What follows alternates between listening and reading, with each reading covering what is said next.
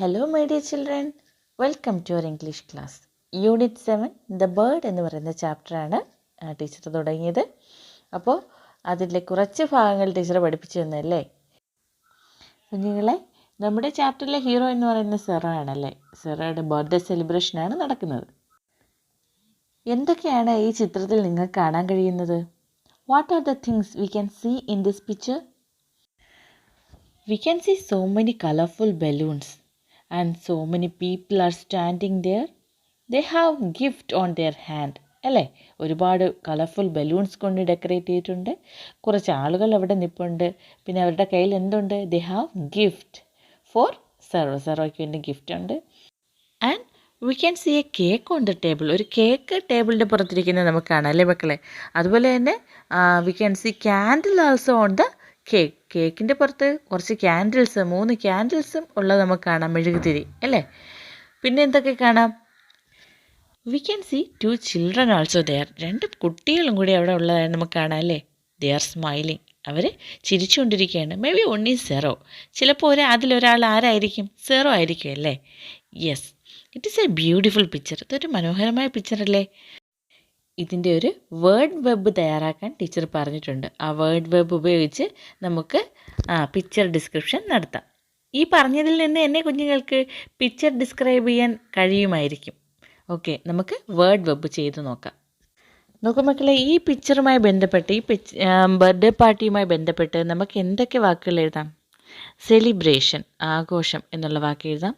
People, ആളുകൾ എഴുതാം. Gift, സമ്മാനം എഴുതാം. കളർഫുൾ ബലൂൺ, വിവിധ നിറത്തിലുള്ള ബലൂണുകൾ എഴുതാം. കേക്ക് എഴുതാം. ഫ്ലവേഴ്സ് എഴുതാം. ഇനിയും ഒരുപാടുണ്ട്. ടേബിൾ, ക്യാൻഡിൽ, റിബൺസ്, അങ്ങനെ ഒത്തിരി വേർഡുകൾ നമുക്ക് എഴുതാൻ കഴിയും കേട്ടോ. നോക്കൂ മക്കളെ, it is a beautiful picture. ഇതൊരു മനോഹരമായ പിക്ചറാണ്. നമുക്ക് കാണുമ്പോൾ തന്നെ അത് പറയാൻ പറ്റും അല്ലേ. It is a picture of a birthday party celebration. അതെല്ലാവർക്കും എഴുതാൻ കഴിയുന്നതാണ്. It is a picture of a birthday party celebration. ഇതൊരു ബർത്ത്ഡേ പാർട്ടി സെലിബ്രേഷൻ്റെ പിക്ചറാണ്. So many people are standing for celebrating party. So many പീപ്പിളോട് ഒരുപാട് ആൾക്കാർ, ആൾക്കാർ, standing for celebrating party celebrate ചെയ്യുന്നതിന് വേണ്ടി അവിടെ നിൽപ്പുണ്ട്. ഒരുപാട് ആൾക്കാരുണ്ടല്ലേ. People have gift on their hand. People means ആൾക്കാർ.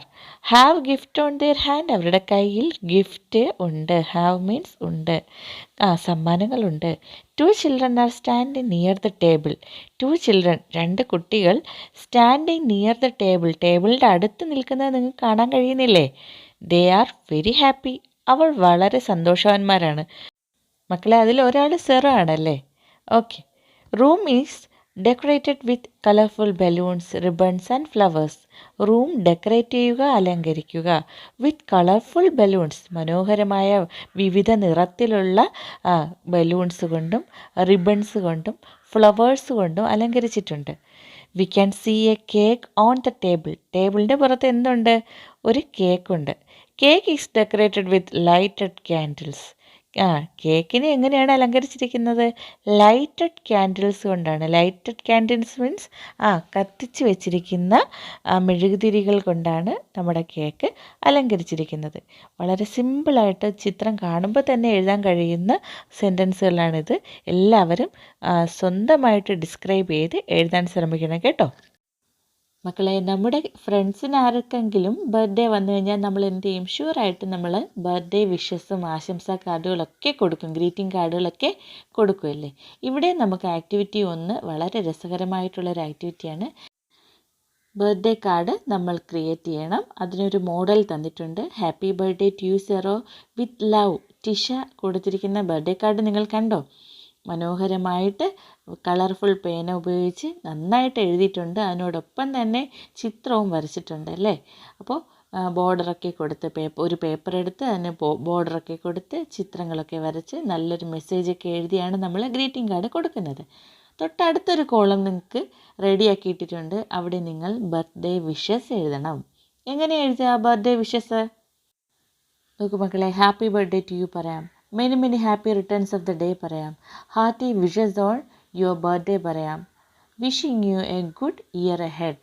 അതായത് യു എഹെഡ് എന്ന് വെച്ചാൽ മുന്നോട്ടുള്ള വർഷം നിനക്ക് നല്ലത് ആശംസിക്കുന്നു എന്ന് പറയാം.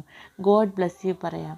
ഓക്കെ, നല്ല ചിത്രങ്ങളൊക്കെ വരച്ച് ഈ മെസ്സേജൊക്കെ എഴുതി നമുക്ക് ഗ്രീറ്റിംഗ് കാർഡ് കൊടുക്കാം കേട്ടോ. കുഞ്ഞുങ്ങളെ, ദ ബേർഡ് എന്ന് പറയുന്ന ചാപ്റ്ററിലെ ആദ്യത്തെ പാരഗ്രാഫ് ദ ഗിഫ്റ്റ്, എല്ലാവരും ശ്രദ്ധയോടെ ടെക്സ്റ്റ് നോക്കിയിരിക്കുക. It was Zero's birthday. He received many presents, but the present his uncle gave him was a different one.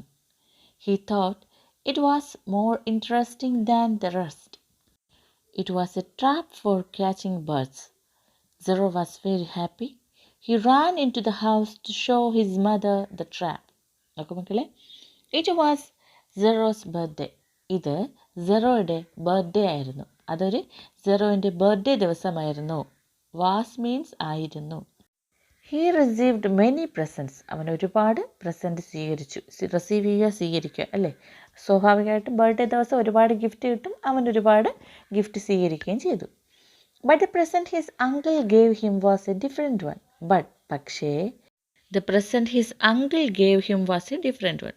The present gift uncle gave him, അവൻ്റെ അമ്മാവൻ അഥവാ മാമൻ കൊടുത്ത ഗിഫ്റ്റ് ഡിഫറെൻ്റ് ആയിട്ടുള്ള ഒന്നായിരുന്നു, വ്യത്യസ്തമായിട്ടുള്ള ഒന്നായിരുന്നു. He thought it was more interesting than the rest. He thought, അവൻ ചിന്തിച്ചു, it was more interesting, ഇത് വളരെയധികം ഇൻട്രസ്റ്റിംഗ് ആയിരിക്കും, രസകരമായിട്ടുള്ളതായിരിക്കും, than the rest.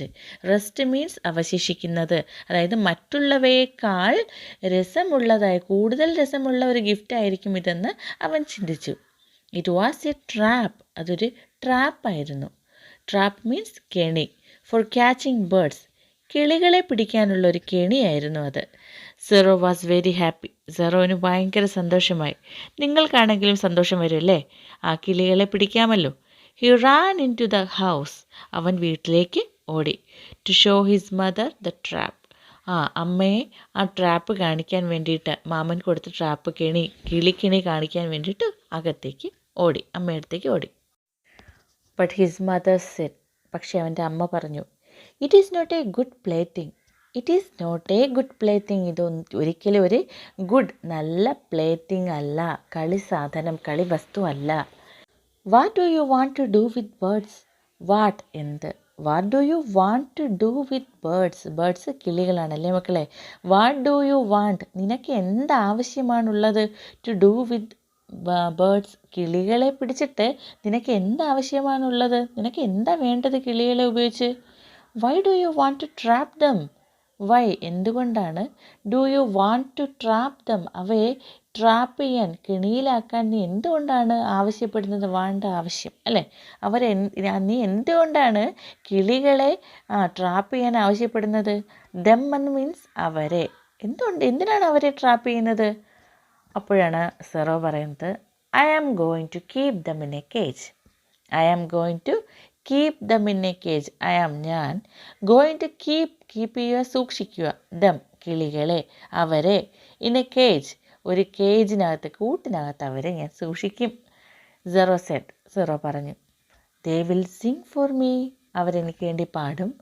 And I will feed dum, ഞാൻ അവർക്ക് ഫീഡ് ചെയ്യുക, ആഹാരം കൊടുക്കുക അല്ലേ. അവരെനിക്ക് വേണ്ടി പാടും, ഞാൻ അവർക്ക് ആഹാരം കൊടുക്കും. ഇതൊക്കെയാണ് നമ്മുടെ സെറോൻ്റെ ഐഡിയകൾ. അതുകൊണ്ടാണ് അവൻ സന്തോഷത്തോടെ ഇരിക്കുന്നത്. അടുത്ത പാരഗ്രാഫ് നോക്കൂ മക്കളെ.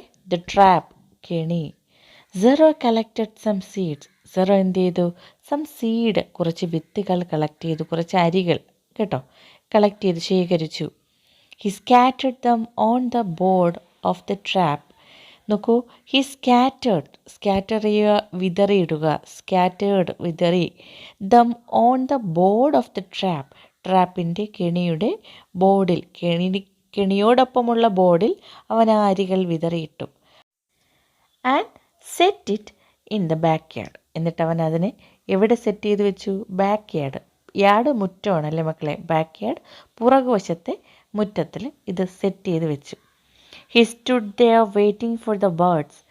ഹി സ്റ്റുഡ് ദെയർ, സ്റ്റാൻഡ് ചെയ്യുക, നിൽക്കുക, സ്റ്റുഡ് നിന്നു, there waiting for the birds, എന്നിട്ട് അവിടെ അത് വെച്ചിട്ട് അവൻ വെയിറ്റ് ചെയ്യാണ്, ബേർഡ്സിന്, കിളികൾക്ക് വേണ്ടി വെയിറ്റ് ചെയ്യണം കേട്ടോ.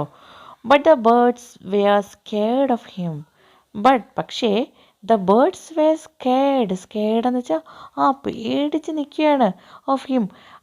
അവർക്ക് ആ അരി തിന്നണം എന്നുണ്ട്, പക്ഷേ ഇവനെ കാണുമ്പോൾ നമ്മുടെ സെറോനെ കണ്ട കിളികൾ സ്കേഡായിട്ട് നിൽക്കുകയാണ്, പേടിച്ച് നിൽക്കുകയാണ്. They would not come near the trap. ട്രാപ്പിന് അരികിലേക്ക് അവർ വന്നതേ ഇല്ല. So Zero left the trap in the back yard and went inside the house. അതുകൊണ്ട് സെറോ എന്ത് ചെയ്തു?